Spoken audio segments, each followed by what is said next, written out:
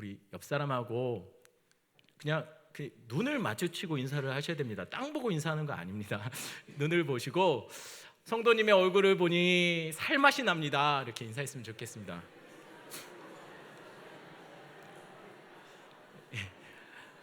반대편 분하고 또는 멀리 떨어진 분하고 때로는 잠깐 시간 드릴 테니까 일어서서라도 움직여서 한번 이렇게 인사했으면 좋겠습니다. 김장이 맛있게 됐습니다. 오늘 식사하고 가세요. 라고 인사했으면 좋겠습니다. 우리 성도들 중에 보면 이렇게 식사 안 하시고 이렇게 가시는 분들이 많이 있습니다. 근데 예배라는 것은요, 하나님과의 교제이기도 하지만 성도들 간의 교제이기도 합니다. 그래서 예배가 마쳐지면 식사도 하시고 차도 마시고 성도들과 함께 기도 제목도 나누시고 기도 제목 나누시고 또 일주일 동안 삶을 살면서 여러분 혹시 그거 아십니까? 그 오산제일교회 유튜브 채널 있는 거 아십니까? 좋아요 안 눌렀죠? 구독 안 누르셨죠? 그거 누른다고 뭐 저한테 뭐 아무것도 없는데 그거 이렇게 구독 누르시면 말씀이나 이런 것들이 계속 갑니다. 그거를 또 주변 분들에게 제가 부끄러운 게 아니라면 여러분들 제가 부끄러운 게 아니면 이렇게 좀 우리 좀 말씀도 본인들도 묵상하시고 또 듣고 제 설교가 한 번 듣는 것보다 두 번 들으면 더 좋다는 소문이 있습니다. 그러니까 똑같은 설교라도 주중에 계속 들으시고 주변 분들에게도 날라주시고 그리고 그 말씀 가지고 구역 예배 때마다 또 나누시고 그러는 시간이 있으면 좋겠다는 생각이 듭니다. 오늘은 신앙의 양다리라는 제목을 제가 이래도 되나 너무 경박스럽다라고 생각이 들었는데 그럼에도 불구하고 한번 신앙의 양다리라는 제목으로 말씀 나누려고 합니다. 제가 금요 기도회 때 한번 나누었던 말씀입니다. 오늘 본문에 등장하는 이스라엘의 모습과 너무 흡사하여서 한 번 더 나누려고 합니다. 제가 함께 사역했던 목사님으로부터 들었던 얘기입니다. 한 교회에 정말 담임 목사님의 말을 지독하게도 안 듣는 집사님이 있으셨대요. 저희 교회는 그런 분이 없는데 다른 교회는 이런 분들이 꼭 있습니다. 지독하게 담임 목사님의 말을 안 듣고 이 집사님은 주일 예배를 빼고 나머지 예배는 전혀 나오지 않는데도 불구하고 그런데 무엇이 불만인지 모르겠는데 늘 목사님의 설교와 목사님이 하시려는 사역에 부정적인 말들을 쏟아놓는 분이었다고 합니다. 그런데 어느 날 갑자기 이 집사님이 글쎄 새벽 기도회를 나오기 시작한 거예요. 목회자는 나오다가 갑자기 사람이 안 보이면 걱정되는데 나오지 않던 분이 갑자기 나오기 시작하면 그것도 걱정되거든요. 왜냐하면 기도 안 하던 분이 갑자기 이렇게 기도의 자리에 나오면 분명히 무슨 일이 터진 거예요. 이거는 뭐 이분한테 정말 큰 일이 터진 거예요. 그 목사님도 아마 그렇게 생각했던 것 같습니다. 그렇다고 해서 이 목사님이 그 집사님한테 찾아가서 집사님 왜 안 나오시던 새벽 기도를 나오세요? 걱정되게 이렇게 말할 수 없지 않습니까? 그래서 그냥 혼자 끙끙 앓면서 이 분을 위해서 기도만 하고 있었다고 해요. 그러다가 이 집사님을 아는 다른 집사님으로부터 이 집사님이 왜 이렇게 갑자기 변했는지 소식을 듣게 된 거죠. 자초지경은 이렇습니다. 이 집사님의 친구분이 이 집사님에게 신년도 됐는데 우리 한번 점 보러 가자 그렇게 얘기했대요. 처음에는 무슨 점 이랬대요. 그런데 이분이 계속 용화디야 부적 하나 써서 붙였는데 그때부터 일이 잘 되는 것 같아. 그러니까 너도 부적 하나 쓰라고 계속 얘기하고 올해 아들이 고3하냐 하나 써. 그래서 결국은 못 이기는 척하고 따라갔다는 거예요. 이분은 생각할 때 이거는 그냥 신문에 나오는 오늘의 운세 보는 것처럼 그냥 아무 생각 없이 그냥 마음 편하게 갔다는 것이죠. 그런데 이 점쟁이가 점을 치는데 한동안 점괘가 안 나온다며 계속 하는 말이 이렇게 얘기하시더래요. 그래서 용하다고 해서 왔는데 본인이 영 아니네 라고 생각을 하고 있는데 갑자기 바닥을 딱 치면서 그러더래요. 너 교회 다니지? 깜짝 놀랐죠. 드디어 그분이 오셨나 보다. 그래서 어떻게 하세요? 라고 물었대요. 역시 용하다는 생각으로 그렇게 물었습니다. 그런데 그러자 이 점쟁이가 화를 내면서 그러니까 점괘가 안 나오지, 왜 다니던데 계속 다니지, 왜 여기 와서 예수나 잘 믿어 라고 얘기했대요. 네 안에 있는 신이 점괘를 막으니까 내가 점을 칠 수가 없어. 버럭 소리를 지르고 쫓아내버렸대요. 쫓겨나면서 기분이 나쁘지 않더라는 겁니다. 자기는 날라리 신자인 줄 알았더니 자기가 하나님의 자녀인 사실이 그때 믿어지더래요. 이게 아멘할 상황이 아닌데 예수님의 설교와 목사님의 설교와 성경 공부에도 안 믿어지던 그 하나님의 자녀됨이 이 무당의 말을 듣고 믿어지는 거예요. 이 무당의 말에 구원의 확신을 갖고 나오게 된 거예요. 그리고 나서 그때부터 열심히 새벽 기도부터 시작해야겠다 생각하고 그때부터 기도하기 시작하는 거죠. 참 어처구니 없는 일이죠. 하나님을 믿는다고 말하지만 자기의 일을 형통하게 한다면은 뭐 귀신이라도 좋은 거 있다면 하는 이쪽과 이쪽을 적당하게 양다리를 걸치는 거죠. 이게 어디 이분만의 이야기겠습니까? 우리 안에도 이분과 비슷한 모습이 좀 정도는 다르지만 다른 모습으로 나오지만 우리 안에도 신앙의 양다리는 좀 있지 않습니까? 양다리 하니까 여러분 뭐 생각나는, 저는 양다리를 안 걸쳐봐서 모르겠는데 양다리를 죄송합니다. 그랬었나? 양다리를 왜 걸칩니까? 이쪽도 저쪽도 포기하기 싫은 거예요. 그렇죠. 우리도 마찬가지로 주일에 교회에 와서 하나님께 기도하고 예배하지만 주중에는 물질과 성공과 쾌락에 마음 빼앗겨서 그것을 예배하듯이 살아가고 있지 않냐는 것이에요. 한 발은 하나님께 걸치고 다른 한 발은 세상의 풍요와 물질과 쾌락에 걸쳐놓고 적당히 때에 맞게 무게중심을 바꿔가며 이쪽 저쪽 왔다 갔다 뒤뚱뒤뚱하며 살고 있지 않느냐는 것이에요. 어디 그 전보신 그분만의 문제가 이것이 그분만의 문제겠냐는 것이죠. 오늘 본문에 이스라엘도 신앙의 양다리를 걸치는 모습이 나타납니다. 그들이 걸친 신앙의 양다리는 한쪽은 바알과 아세라에게, 다른 한쪽은 하나님께 걸쳐놓은 것이죠. 바알과 아세라는 여러분들이 잘 알다시피 풍요와 번영의 신입니다. 사실 백성들도 풍요와 번영을, 성공을, 물질을 마다할 이유가 뭐가 있겠습니까? 그들도 잘 살고 싶고 성공하고 싶은 거죠. 남들처럼 떵떵거리며 가지고 싶은 거 가지며 누리고 싶은 거 누리며 사는 거, 그거 나쁜 거 아니지 않습니까? 좋은 아파트, 좋은 차, 자녀들에게 좋은 거 해주며 살고 싶은 마음 다 있지 않습니까? 다들 초연하신 분들처럼. 게다가 바알과 아세라를 섬기는 그 종교의식은 굉장히 음란하고 쾌락적이고 자극적이었어요. 처음에는 좀 불편했죠, 그것이. 하지만 조금씩 빠져들다 보니 마음을 그쪽에 다 줘버린 거예요. 그런데 바알을 섬기던 이스라엘 땅에 엘리야가 나타나 이런 말을 선포하고 사라져버리죠. 앞으로 내 말이 없으면 수년 동안 비도 이슬도 내리지 않을 것이다. 이 말을 남기고 그가 사라지자 실제로 이스라엘 땅에 기근이 임한 겁니다. 무려 3년이 넘는 기간 동안 비도 이슬도 내리지 않는 것이죠. 누가 봐도 이 기근은 누가 내린 겁니까? 하나님이 내리신 거예요. 하나님의 징계처럼 보입니다. 이런 상황에서 바알을 끝까지 섬기고 바알 붙들고 바알에게 올인한다는 것, 여러분 이러다 죽습니다. 이러다가 기근이 끝나지 않을 거예요. 그렇다고 하나님을 믿고 바알을 버릴까요? 이것도 못해요. 왜입니까? 이랬다가는 아합과 아세라가 자기를 죽일 것 같습니다. 그러니 하나님도 그렇다고 바알도 온전히 선택하지 못하는 거예요. 이 말은 바꿔 말하면 양쪽 다 포기하지 못했다는 얘기예요.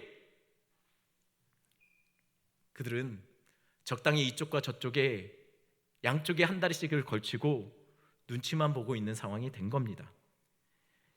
그때 갑자기 그들의 이 난감한 상황을 끝낼 수 있는 좋은 소식이 들립니다. 열왕기상 18장 20절 말씀을 우리 한 목소리로 읽겠습니다. 아합이 이에 이스라엘의 모든 자손에게로 사람을 보내 선지자를 갈매산으로 모으니라. 백성들 모두 다 갈매산으로 모이라 라고는 아합의 명령이 떨어진 거예요. 그곳에서 엘리야와 바알 선지자들이 한판 승부를 벌이겠다라는 소식이 들린 겁니다. 백성들에게 이러한 소식은 희소식입니다. 왜냐하면 더 이상 바알과 여호와 하나님 사이에서 눈치 볼 필요가 없는 것이죠. 가서 그들은 편하게 가서 마치 축구 경기 보는 것처럼 팝콘 먹으면서 경기를 구경하다가 이기는 쪽에 그쪽에 붙으면 되는 거예요. 이기는 분을 나의 믿을 하나님으로 섬기면 되는 거예요. 그러니 편한 마음으로 갈매산에 전부 다 백성들이 모여든 겁니다. 그런데 그들은 곧 내가 괜히 왔어 이런 생각을 하게 됩니다. 왜냐하면 21절 말씀 때문입니다. 21절 말씀 한 목소리 있습니다. 엘리야가 모든 백성에게 가까이 나아가 이르되 너희가 어느 때까지 둘 사이에서 머뭇머뭇하려느냐. 여호와가 만일 하나님이면 그를 따르고 바알이 만일 하나님이면 그를 따를지니라 하니 백성이 말 한마디도 대답하지 아니하는지라. 백성들은 승부를 보고 나서 결정하려고 했습니다. 그런데 이 융통성 제로인 엘리야는 지금 먼저 결정하고 시합을 보라는 거예요. 그러니 오늘 본문에는 백성들이 어떻게 했다고 하죠? 머뭇머뭇했다라고. 머뭇머뭇거리지 말고 선택하라고 하는데 그들은 계속 머뭇머뭇거리고 있는 거예요. 머뭇머뭇하다의 원어는 파사흐라는 단어를 씁니다. 파사흐라는 단어는 뒤뚱거리다, 쩔뚝이다라는 뜻입니다. 그러니 지금 엘리야는 백성들을 모아놓고 이렇게 마치 우스꽝스럽게 그들을 비아냥거리고 있는 거예요. 너희가 지금 하나님과 바알 사이에서 언제까지 뒤뚱뒤뚱거릴 거냐? 왜 절름발이처럼 쩔뚝쩔뚝거리며 그렇게 사느냐? 그만해라. 지금 그만하고 뒤뚱거리는 거 그만하고 하나님 편에 온전히 쓰든지 아니면 바알 신 앞에 온전히 쓰든지 둘 중에 하나를 하라는 것이에요. 그런데 놀랍게도 이스라엘 백성들의 대답은 침묵이었습니다. 그들은 여호와도 그렇다고 바알도 선택하지 않은 겁니다. 이 말은 곧 바알도 여호와도 포기하지 않겠다는 이야기입니다. 원래 이스라엘 백성들이 여러분 잘 아시다시피 이런 백성 아니지 않습니까? 이스라엘 백성들은 할 말 다 하는 백성이에요. 문제가 생길 때마다 따박따박 말대꾸 다 하는 백성이 이스라엘 백성입니다. 마치 중학교 2학년처럼 말입니다. 그런데 오늘 그 수많은 중학교 2학년 같은 백성들이 모였음에도 불구하고 그들이 성경에 보니 한마디도 못했다고 해요. 놀라운 일이 벌어진 거죠. 사실 입장을 바꿔놓고 우리가 이스라엘 백성이라고 해도 목숨 걸고 여호와 앞에 선에 선다는 것 그거 아마 쉽게 못할 겁니다. 왜냐하면 아무래도 지금 되어지고 있는 그 갈매산에서 벌어지고 있는 모든 대결의 상황이 엘리야에게 불리한 것이 한두 가지가 아니에요. 22절 말씀 볼까요? 제가 읽어드립니다. 엘리야가 백성에게 이르되 여호와의 선지자는 나만 홀로 남았으나 바알의 선지자는 몇 명이라고요? 450명입니다. 일단 숫자가 불리해요. 숫자가 바알 선지자는 450명인데 나는 홀로 남아서 지금 엘리야는 싸우고 있는 것이에요. 게다가 바알 선지자는 뒤에 교대할 수 있는 아세라 선지자가 400명 가까이가 대기하고 있어요. 이거는 축구 구단으로 생각한다면 선수층도 두껍고 좋은 시설과 엄청난 투자를 하는 구단주 아합과 이세벨이 버티고 있는, 그리고 선수단을 서포트할 수 있는 스텝진이 빵빵한 명문구단 FC 바알팀인 거예요. 축구 잘 안 보시나 보네요. 그에 반해 엘리야는 엘리야가 혼자 선수입니다. 감독입니다. 구단주입니다. 혼자 다 해요. 선수 확보가 안 돼서 동네 조기 축구에도 경기를 할 수 없어요. 이 두 팀이 지금 목숨을 걸고 경기를 하려고 합니다. 대결을 하려고 합니다. 그런데 누가 엘리야 편에 서서 관중으로 있다가 선수로 들어갈 수 있겠냐는 거예요. 죽을지도 모르는데. 그러니 백성들이 머뭇머뭇하고 있는 겁니다. 당연하죠. 지는 경기에 왜 들어갑니까? 종종 제가 어렸을 때 기억으로는 종종 허풍이 센 분들 중에 이런 자랑하시는 분들이 많이 있었어요. 내가 젊었을 때 말이야, 7대1로 말이야, 뭐 이런 분들 있지 않습니까? 제가 볼 때는 본인이 7명 중에 1명이었던 것 같은데 자기가 1명으로 7명을 이겼다고 막 이러시는 분들이 많이 있었어요, 주변에. 그래도 믿어드리려고 노력했죠. 그러다 보면 믿어져요. 그런데 왕년에 저는 제 평생 내가 450대1로 싸웠는데 말이야, 이러시는 분은 한 번도 못 봤습니다. 이거는 말이 안 되는 거예요. 허풍 정도가 아니라 이건 정신이 이상한 거죠. 이런 일은 있을 수 없습니다. 누가 봐도 엘리야 편에 선다는 것은 바보 같은 일이에요. 정신 나간 일이에요. 엘리야 편의 불리함은 이것만이 아닙니다. 엘리야는 바알 선지자들에게 뭐라고 말하죠? 니들이 먼저 해라. 성공을 양보하고 있습니다. 저희 어렸을 때만 해도 서부 영화가 많이 나와서 이렇게 서부 영화를 많이 봤는데 요즘은 서부 영화가 잘 안 나오는 것 같습니다. 서부 영화를 보다 보면 참 멋진 장면이 있어요. 그게 뭐냐면 이게 고수들의 여유이자 하수들의 자존심을 건드리는 도발이자 로망처럼 들리는 말이죠. 아주 멋진 말, 주인공이 합니다. 주로 뭐죠? 먼저 뽑으라. 먼저 뽑으라. 엘리야가 지금 450명을 상대로 하면서 먼저 뽑으라고 한 거예요. 그러면은 450발 먼저 맞고 시작하겠다는 얘기입니다. 이게 말이 안 되는 상황이에요. 근데 엘리야의 불리함은 이게 다 끝이 아닙니다. 종목에도 문제가 있어요. 종목은 제단에 송아지를 잡아놓고 기도하여 하늘에서 불을 떨어뜨리게 하는 그 신이 이기는 거라고 얘기하고서 이 시합을 시작하고 있습니다. 이게 엘리야에게 상당히 불리한 종목이에요. 왜 그렇습니까? 제가 여러 번 얘기했던 것처럼 바알은 천둥과 우레를 하늘에서 관장하는 신입니다. 그러면 천둥, 우레를 그 제단에 떨어뜨리면 불을 붙이는 것은 사실 바알에겐 주종목이고 전공 과목인 거예요. 이런 말도 안 되는 종목을 정한 거죠. 이건 부당하다고 말할 수도, 근데 이게 문제가 부당하다고 말도 할 수 없습니다. 왜냐하면 이 종목을 다른 사람이 아닌 누가 선택했죠? 엘리야가 정한 거예요. 이것은 마치 박태환이 김연아 찾아가서 나와 피겨스케이팅으로 한판 붙자, 목숨 걸고 이렇게 하는 거하고 똑같은 상황인 거예요. 그러면 뭐 바알 선지자 입장에선 주저하고 반대할 입장이 아니죠. 그 말이 옳다 한 거예요. 양심도 없지.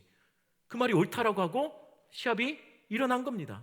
반면 백성들은 주저할 수밖에 없는 거죠. 머뭇할 수밖에 없는 상황이 된 겁니다. 여러분, 여기서 끝이 아닙니다. 게다가 시간 배분도 문제 있습니다. 이건 누가 봐도 공평하지 않은 시합이에요. 바알 선지자는 아침부터 낫을 지나 기도하다가 나중에는 온몸을 자해를 하면서 저녁 소재 드릴 때까지 그의 기도가 계속 이어졌다라고 성경에 기록되어 있습니다. 그러니 바알 선지자가 하루에 대부분을 다 써버린 거예요, 시간을. 그리고 이제 엘리야에게 남겨진 시간은 얼마 남지 않았어요. 그런데 이 답답한 엘리야는 지금부터 외쳐도 시원찮을 판에 없는 시간을 쪼개서 먼저 한 일이 있습니다. 그게 뭐죠? 무너진 제단을 먼저 수축하는 것이었어요. 그리고 속 터지게도 한 가지 더 불리한 조건을 만듭니다. 33절 볼까요? 33절 말씀 한 목소리로 읽습니다. 또 나무를 버리고 송아지에 각을 떠서 나무에 놓고 이르되 통 넷에 물을 채워다가 번제물과 나무에 부으라 하고, 물을 퍼서 번제물과 나무에 부은 겁니다. 4통을 한 번이 아니라 3차례 총 12통을 내리 부은 거예요. 이러면 이제는 나이타를 갖고 불을 붙이려고 해도 안 붙는 상황이 된 거예요. 35절에 보니 물이 제단으로 두루 흐르고 도랑에도 물이 가득 찼더라고 말해요. 그 제단에 부었던 물은 다 흘러내려서 밑에 도랑을 채울 정도로 그렇게 많은 물이 채워진 겁니다. 근데 어쩌면 여기서 오게티다 라고 말할 수 있는 것이 있지 않습니까? 이상하죠? 뭐가 이상하죠? 여러분, 지금 3년 가까이 가뭄이었습니다. 근데 물을 진짜 물 쓰듯이 막 붓고 있는 거예요. 12통을. 이 물 어디서 났을까요? 그래서 실제로 이거 갖고 성경에 문제가 있다라고 얘기하시는 분들이 있어요. 지도 한번 보겠습니다. 갈매산이 어디 있죠? 지중해에 있습니다. 그러면은 학자들은 이 불을 부은 12통의 물은 어디서 났을 거라고 생각했을까요? 바다에서 떠온 물이라고 그렇게 이야기를 설명합니다. 자, 어찌되었던 이제 일부러 불을 붙이고 싶어도 붙일 수 없는 상황이 된 거예요. 사람들은 물론 바알 선지자들이 하늘에서 불을 못 떨어뜨렸지만 엘리야가 그렇다고 해서 이길 거라고는 생각하지 못하고 있을 거예요. 그런데 놀랍게도 응답이 왔습니다. 하늘에서 불이 떨어진 거예요. 38절에 보니 이에 여호와의 불이 내려서 번제물과 나무와 돌과 흙을 태우고 또 도랑의 물도 핥은지라라고 얘기합니다. 불은 잔뜩 물을 머금은 번제물에만 떨어진 것이 아니에요. 나무와 돌과 즉 수축한 번제단을 다 태워버리고 심지어는 바닥에 도랑에 흐르던 물까지 전부 다 말려버렸다는 것이에요. 어쩌면 이것 때문에 시간은 그렇게 끈 것이 아닐까요? 엘리야가? 한번 그 상황을 생각해 보세요. 저녁 소재 드릴 때 아마 어둑어둑해지는 그 상황 속에 하늘에서 불이 떨어집니다. 어떤 불이 떨어졌을까요? 성냥불만한 게 떨어졌을까요? 아니요. 다 핥으려면 엄청나게 큰 불이 하늘에서 떨어졌을 겁니다. 그리고 모든 것을 전부 다 태우고 물도 다 핥아버리더라는 것이, 이게 얼마나 장관이었을까요? 아마 이스라엘 백성들은 모두 다 그것을 보고 있다가 우와 했을 거예요. 자신도 모르는 상황에서. 엘리야가 아합과의 싸움에서 이긴 겁니다. 여호와 하나님이 바알과의 싸움에서 진짜 그분이 하나님 되심을 증명해 내신 겁니다. 그럼 여기서 싸움이 끝난 것일까요? 되게 다른 목사님 설교는 여기서 끝나니까는 끝났을 거라고 기대했을 텐데 이제 진짜 시작입니다. 우리가 놓친 진짜 싸움이 있다는 것이에요. 사실 진짜 승부는 엘리야와 바알 선지자의 싸움이 아니었습니다. 왜냐하면 성경을 잘 보시면 엘리야는 450명에 별로 관심을 갖지 않아요. 그들을 별로 위협적인 존재로 생각하지 않아요. 오히려 옆에서 장난치고 비아냥거리며 그들을 무시하죠. 엘리야는 그들이 안중에 없습니다. 왜냐하면 바알이 없기 때문이죠. 바알은 없습니다. 하나님만 홀로 하나님이신 것을 이미 알고 있습니다. 그러니 사실 이것은 대결도 시합도 안 되는 것이에요. 아니, 상대가 없는 싸움이 어디 있습니까? 상대가 없는 대결이 어디 있습니까? 바알이 없는데 이게 무슨 상대겠습니까? 진짜 싸움은 상대가 있어야 하는 것이에요. 엘리야의 진짜 싸움의 대상은 다른 곳에 있었다는 것이에요. 누굽니까? 지금 머뭇머뭇거리고 있는 이스라엘 백성과 지금 실제로는 진짜 싸우고 있는 것이에요. 사라졌던 엘리야가 나타난 것은 바로 이 머뭇머뭇거리고 있는 이스라엘 백성을 상대하기 위해서 나타난 것이에요. 그 힌트가 오늘 본문에 곳곳에 나옵니다. 26절 말씀 한번 같이 볼까요? 26절. 그들이 받은 송아지를 가져다가 잡고 아침부터 낮까지 바알의 이름을 불러 이르되 바알이여 우리에게 응답하소서 하나 아무 소리도 없고 아무 응답하는 자도 없으므로 그들이 그 단은 쌓은 제단 주위에서 뛰놀더라. 이 모습이 지금 현재 응답도 없고 아무런 소리도 내지 못하는 바알을 향해 기도하는 바알 선지자의 모습을 묘사한 거예요. 그런데 과연 이 모습 속에 바알 선지자들의 모습만 나타나고 있느냐는 것이죠. 아침부터 저녁 될 때까지 아무 대답도 없고 아무 응답도 없는 바알을 끝까지 포기하지 못하고 애처롭게 불을 달라고 몸을 자해하면서 소리 지르고 뛰놀고 있는 바알 선지자의 모습 속에 혹시 이스라엘의 모습이 보이지 않습니까? 3년이 넘는 기간 동안 아무런 응답도 못하고 하늘에서 비도 내리지 못하는 그 신을 붙잡고 포기하지 못하고 계속 죽어가는 상황 속에서 애처롭게 우스꽝스럽게 그 신 하늘만 바라보며 그 바알을 끝까지 포기하지 못하는 그 어리석은 이스라엘 백성들이 바로 이 모습 아니냐는 것이에요. 여기서 저자가 일부러 우리에게 그것을 말하고 있다라고 힌트를 준 단어가 있는데 그게 뭐냐면 뛰놀더라 합니다.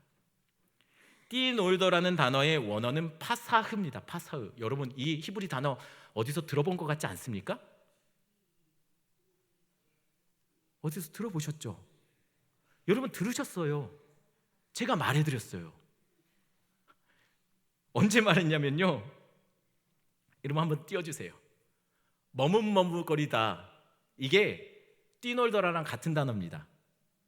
지금 일부러 지금 이 아무런 응답도 없고 대답도 못하는 이 바알신 앞에서 자기의 몸을 자해하며 애처롭게 뛰놀고 있는 이 바알 선지자들이 지금 이스라엘 목소리하고 똑같다는 거예요.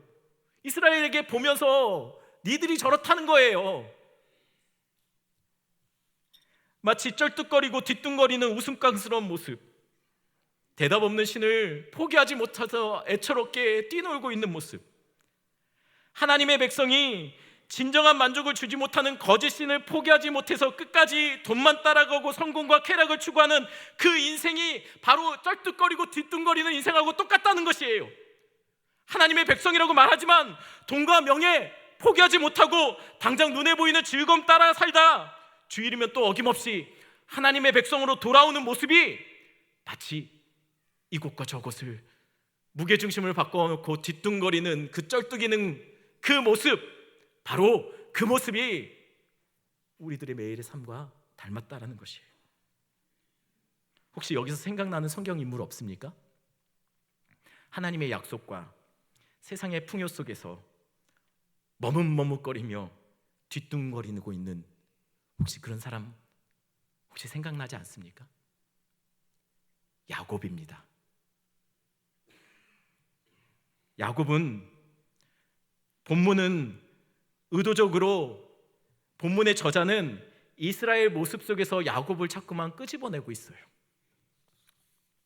본문 31절 말씀 한번 같이 볼까요? 한 목소리로 읽겠습니다. 야곱의 아들들의 지파의 수요를 따라 엘리야가 돌 12개를 취하니 이 야곱은 옛적에 여호와의 말씀이 임하여 이르시기를 내 이름을 이스라엘이라 하리라 하신 자더라.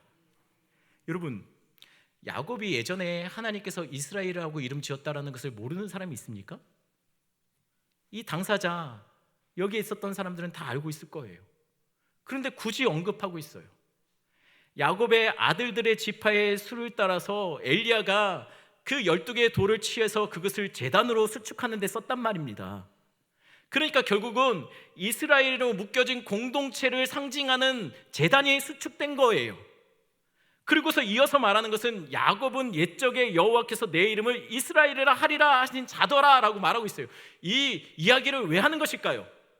우리한테 본문을 읽을 때 이거 생각해내라는 얘기예요. 그거 생각하고서 본문을 읽어서 그 의미를 찾아내라는 것이에요. 힌트를 주는 겁니다. 야곱이면 야곱이지 왜 이스라엘입니까? 그 이름에 주목해서 한번 보라는 것이에요. 그럼 한번 그 이름을 한번 주목해 보겠습니다. 야곱이라는 이름 혹시 무슨 뜻인지 아시죠? 붙잡다는 뜻이에요. 또 속이는 자, 사기꾼 이런 뜻입니다. 그는 야곱일 때 정말 자기의 이름처럼 살았습니다. 자기가 원하는 것, 자기가 눈에 보이는 것, 그것이 무엇이든 간에 손에 넣기 위해 그는 속이고 빼앗고 그렇게 수단과 방법을 가리지 않았습니다. 성공을 위해 풍요와 돈, 그가 원하는 모든 것을 얻기 위해 그는 형도 속이고 아버지도 속이고 삼촌과 경쟁하며 쟁취하며 살았습니다. 그의 이름이 야곱입니다. 그는 야곱의 이름처럼 삶을 살았다는 것이에요. 그런데 과연 야곱이 굳이 그렇게까지 살 필요가 있었을까요? 창세기 25장 23절 말씀 한번 보겠습니다. 여호와께서 그에게 이르시되 두 국민이 내 태중에 있구나.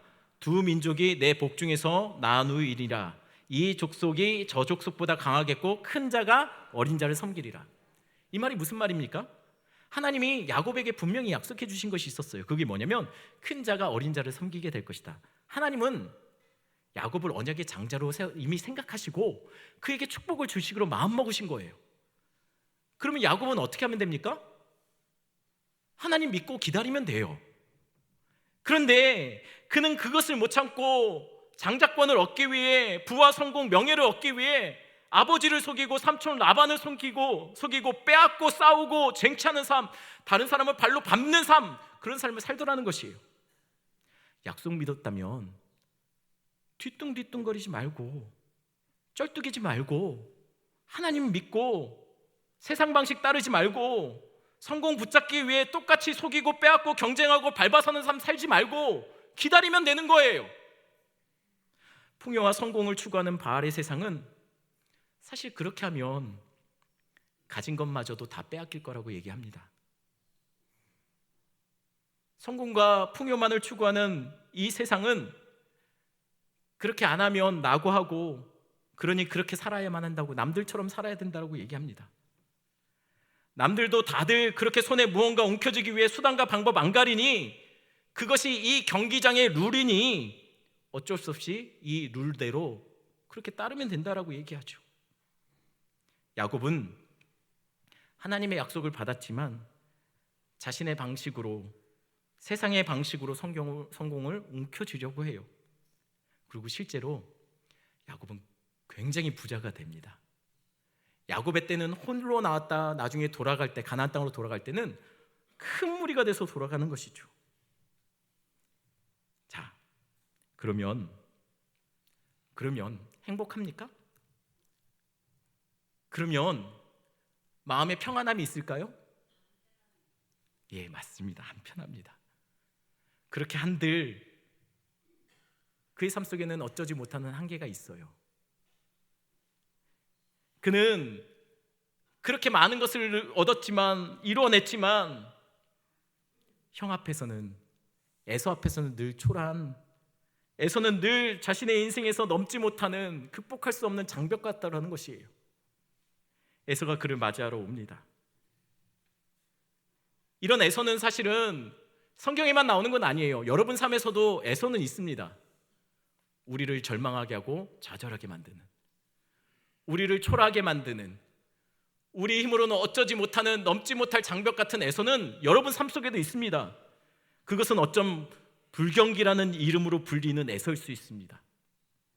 그것은 어쩜 여러분 삶 속에 예기치 못한, 기대하지 못했던 불행이라는 이름으로 오는 에서일 수 있습니다. 건강의 문제로 다가오는 에서일 수도 있습니다. 우리의 삶 속에서 이런 에서들은 늘 삶 속에 순간순간 다가오더라는 것이에요. 아무리 많은 것을 이루고 많은 것을 얻었다 할지라도 순간 우리를 완전히 무로 만들어버릴 수 있는 그 에서는 우리의 삶 속에 곳곳에 있더라는 것이에요. 피할 수 없는 에서, 늘 우리를 절망하게 하는 에서들이 우리 앞에 늘 다가오더라는 것이에요. 그런데 그때 에서가 야곱을 맞이하러 올 때 이제 쫄딱 망할 것 같고 다 끝난 것처럼 느꼈던 그 야곱에게 하나님은 찾아와서 에서 앞에 엎드려지는 것이 아니라 하나님 앞에 주저앉게 만드시다는 거예요. 여러분, 에서 앞에 무너지는 것보다 하나님 앞에서 주저앉는 것이 복이에요. 왜냐하면 그 뒤에 하나님이 놀라운 은혜를 부어주시기 때문이죠. 그 복이 뭔지 지금부터 말하겠습니다. 하나님은 먼저 야곱을 찾아오십니다. 그리고 그의 환도뼈를 쳐서 그를 주저앉히시죠. 그리고 바닥에 주저앉을 수밖에 없는 그에게 하나님이 이렇게 묻습니다. 내 이름이 무엇이냐? 야곱입니다. 뭐? 야곱? 속이는 자? 움켜쥐며 사는 자? 네 힘으로 빼앗고 뭔가 얻으려고 몸부림치는 인생? 야곱이라고? 창세기 32장 28절에 이렇게 대답합니다. 제가 있습니다. 그가 이르되 내 이름을 다시는 야곱이라 부를 것이 아니요 이스라엘이라 부를 것이니 이는 내가 하나님과 및 사람들과 겨루어 이겼습니다. 하나님이 그에게 말씀하시는 거예요. 너 이제 야곱 그만해. 충분해. 이제 됐다. 야곱, 너 이제 더 이상 야곱이라 부르지 말라. 이제 이스라엘로 살아. 다시는 세상 물질, 명예, 성공 붙잡기 위해 그것에 온통 마음 빼앗겨버린 야곱처럼 되지 말고 이제 이스라엘이 되라고 명령하시는 거예요. 이스라엘의 말의 뜻은 학자들 간에 여전히 논란이 많습니다. 그냥 이스라엘을 아마도 이 32장 28절에 나온 것처럼 내가 하나님과 및 사람과 겨루어 이겼습니다 라고 그렇게 그 뜻을 가진 이름이라고 그렇게 받아들였죠. 하지만 실제 원어상으로 보면 이렇게 해석되지는 않습니다. 이것은 오히려 하나님이 이 이름을 주시며 함께 패키지처럼 붙여주신 축복일 겁니다. 이스라엘의 원어의 뜻은 사실은 이게 좀 더 정확합니다. 하나님이 다스리는 자, 하나님이 통치하시는 자, 하나님이 대신 싸워주시는 자, 이 뜻이 맞아요. 그러니 하나님이 지금 야곱에게 야곱으로 살면 안 된다고 말씀하고 있는 거예요. 네 힘으로 아둥바둥 뭔가 붙잡고 이거 얻으면 뭐 행복해질 것 같고 네 힘으로 몸부림치며 살지 말라는 것이에요. 내가 싸울게. 내가 너 다스려 줄게. 내가 너 책임질게. 너 그냥 내 백성으로 살면 안 되겠니? 내가 대신 싸워주마 라고 말씀하고 있는 거죠. 야곱은 야곱으로 살면 안 됩니다. 야곱은 이스라엘이 되어야 합니다. 우리도 그렇다는 거예요. 이스라엘로 살아야 할 자가 야곱처럼 살면 그것이 바로 쩔뚝이는 인생, 뒤뚱거리는 우스꽝스러운 인생이 되는 겁니다. 그래서 창세기 32장 31절에 그의 인생을 이렇게 요약하고 있어요. 한 목소리 읽어보겠습니다. 그가 분이엘을 지날 때 해가 돋았고 그의 허벅다리로 말미암아 절었더라. 야곱이 절었답니다. 그의 인생을 이렇게 요약하는 거예요. 이때까지의 인생이 이랬다는 거예요. 절뚝이는 인생. 하나님은 이스라엘로 부르셨는데 야곱처럼 야곱과 이스라엘 사이에서 뒤뚱거리는 인생, 어느 때는 야곱처럼 어느 때는 이스라엘처럼 자신의 어떤 삶을 살아야 될지 정하지 못하고 세상의 좋은 것들 움켜쥐기 위해서 살다 어떤 때는 하나님께 맡겨버리는 인생, 뒤뚱거리는 인생. 그러나 하나님은 야곱에게 이렇게 명령합니다. 너 다시는 야곱이라 하지 마. 너 이제 그만하자. 너는 이제 이스라엘이야. 우리도 그렇습니다. 우리도 이스라엘입니다. 그러면 야곱 그만하셔도 됩니다. 이스라엘이 야곱처럼 살려고 하면 뒤뚱거리는 거예요. 우스꽝스러운 거예요. 오늘 본문은 다시는 야곱이면 안 되는 이스라엘에게 31절에 이스라엘 지파라고 말하지 않고 야곱의 아들들이라고 소개하고 있어요. 의도적으로 지금 비꼬는 거예요. 이스라엘인데 왜 야곱 지파들, 야곱처럼 그렇게 사느냐라고 얘기하고 있는 것이죠. 또한 36절에 보면 오늘 본문 저자는 굉장히 어색한 표현을 써가면서 이것에 대해서 계속 우리에게 의도적으로 이야기하고 있는 본문이 나옵니다. 36절 말씀 한번 볼까요? 저녁 소제 드릴 때에 이르러 선지자 엘리야가 나가서 말하되 아브라함과 이삭과 이스라엘의 하나님 여호와여, 주께서 이스라엘 중에서 하나님이신 것과 내가 주의 종인 것과 내가 주의 말씀대로 이 모든 일을 행하였던 것을 오늘 알게 하옵소서. 여러분, 이상한 부분, 어색한 부분이 있죠.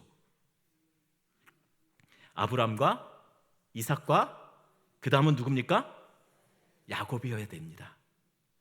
보통 다른 성경에서는, 다른 구절들에서는 아브라함의 하나님, 이삭의 하나님, 야곱의 하나님으로 주로 많이 나옵니다. 그런데 오늘 이상하게도 이 본문을 뭐라고 말하냐면 이스라엘의 하나님이라고 이야기하고 있다는 것이에요. 도대체 왜 야곱이 나와야 할 자리에 이스라엘이 나오고 이스라엘한테 야곱이라고 부르는 것일까요? 지금 이스라엘 상황이 그렇다는 거예요. 야곱인지 이스라엘인지 뒤뚱뒤뚱 거기서 자신이 어디에 서야 될지를 모르고 뒤뚱뒤뚱 머뭇머뭇 쩔뚝이며 있다는 것이죠. 그래서 오늘 불은 재물에만 떨어지지 않은 거예요. 12개의 야곱의 아들들을 상징하는 돌들로 세워놓은 이스라엘 자손들이라는 의미로 세워진 그 제단에 그곳에도 불이 떨어져서 태워진 겁니다. 야곱이 그렇게 태워져야 된다는 것이에요. 진짜 싸움은 바알의 선지자들 그들과의 싸움이 아닌 거예요. 진짜 싸움은 악한 세상과의 싸움이 아닌 겁니다. 먼저 싸워야 될 대상은 바깥에 있는 것이 아니에요. 바로 우리 안에 있는 야곱과 싸워서 그를 주저앉혀야 된다는 거예요. 그래야 우리 안에 있는 온전한 이스라엘이 나타나는 것이에요. 지금 이스라엘 백성들이 야곱처럼 그래요. 이스라엘인지 야곱인지 그 사이에서 뒤뚱뒤뚱 절룩이며 우스꽝스러운 모습을 보이고 있다는 것이에요. 그러니 그 야곱을 상징하는 그 제단에 불이 떨어져서 다 태워버려 그들이 온전한 이스라엘로 하나님 앞에 다시 나오는 것이죠. 여러분, 우리의 싸움은 바깥에 있는 것이 아닙니다. 우리 안에 있어요. 왜냐하면 바알은 아무 능력이 없기 때문이에요. 이미 십자가에서 예수 그리스도가 사단의 머리를 박살내셨습니다. 사단의 권세는 모두 결박된 겁니다. 그러니 진짜 우리 안에 여전히 존재하고 있는 세상의 물질과 풍요와 성공과 쾌락을 즐겨하고 있는 그 야곱이 먼저 죽어야 된다는 것이에요. 이 땅에 어쩜, 여러분 죄송하게도 이 땅에서 야곱으로 살면 편합니다. 남들이 다 그렇게 하고 있거든요. 그런데 이 땅에 이스라엘로 산다는 것은 마치 엘리야가 혼자 그 450명의 바알 앞에 서서 대결을 하는 것처럼 뻔히 패배가 보이는 것 같고, 이거는 싸움조차 될 수 없을 것 같이 이미 진 것처럼, 이길 수 없는 싸움 앞에 우리가 놓인 것처럼 그렇게 살게 될 겁니다. 여러분이 이스라엘로 세상을 나가면 여러분들은 주저앉고 패할 수밖에 없는 상황이 벌어질 겁니다. 왜냐하면 세상의 음란과 쾌락과 돈과 물질을 숭배하는 그 힘은 우리가 이길 수가 없어요. 여전히 우리는 그 안에서 야곱인지 이스라엘인지 뒤뚱거릴 수밖에 없다는 것이에요. 우리는 못 이깁니다. 그래서 불이 떨어져야 하는 거예요. 그래서 우리 안에 불이 떨어져야 하는 겁니다. 우리의 야곱이 태워지고 이스라엘로 세우는 성령의 능력에 우리는 사로잡혀야 세상에서 이길 수 있다는 것이에요. 우리는 못 이깁니다. 하지만 불이 떨어지면 그것들은 우리는 더 이상 패배할 수 없는 사람이 되는 것이죠. 왜냐하면 예수 그리스도의 십자가가 이미 승리하셨기 때문입니다. 그 승리가 우리의 승리이기도 해요. 홀로 십자가에서 모든 대적들을 침묵하게 만드신 그분이 그 승리를 우리에게 바로 성령님을 통해서 아직도 이 땅을 살아갈 때 우리에게 그 승리를 보여주고 나타내고 계시더라는 것이에요. 그러니 이 시대 속에서 이스라엘로 살 때 우리가 바라야 될 것은 우리의 삶을 윤택하게 바꿀 수 있는 단비가 내리는 것이 먼저가 아니에요. 이스라엘 백성들은 지금 단비를 원했지만 단비가 떨어지기 전에 먼저 떨어진 것은 불입니다. 우리도 마찬가지예요. 우리의 상황 속에 우리의 여러 가지 어려움이 바뀌기 전에 먼저 떨어져야 될 것은 그분의 불입니다. 그래서 우리의 야곱이 주저앉혀져야 되는 거예요. 그리고 이스라엘로 하나님, 당신이 우리의 삶을 책임져 주십시오. 성령님이 우리를 사로잡아서 이끌어가야 된다는 것이에요. 야곱처럼 손에 뭔가 붙잡아야 잘 사는 인생이 아니라 하나님이 그 인생 붙잡아야 잘 사는 거예요. 그래서 우리는 야곱이 주님 앞에 항복하고 꼬꾸라져야 되는 것이에요. 이 시간 같이 말씀 생각하시면서 이 찬양 같이 부르겠습니다. 우리 힘으로는 안 됩니다. 여러분, 우리 힘으로는 안 돼요. 세상의 악한 문화는 너무도 견고하고 강력하기 때문에 우리 힘으로 못 이겨요. 그래서 우리가 구할 바는 불이 떨어져야 돼요. 성령의 불이 떨어져서 우리 안에 연약한 마음이 태워지고 우리의 야곱이 주저앉혀지고 하나님께서 이스라엘을, 우리 안에 있는 이스라엘을 일으켜서 그분이 끌고 가셔야 승리할 수 있다는 것이에요. 우리 찬양 같이 하겠습니다. 오소서 진리의 성령님, 기도하는 마음으로 같이 찬양합니다.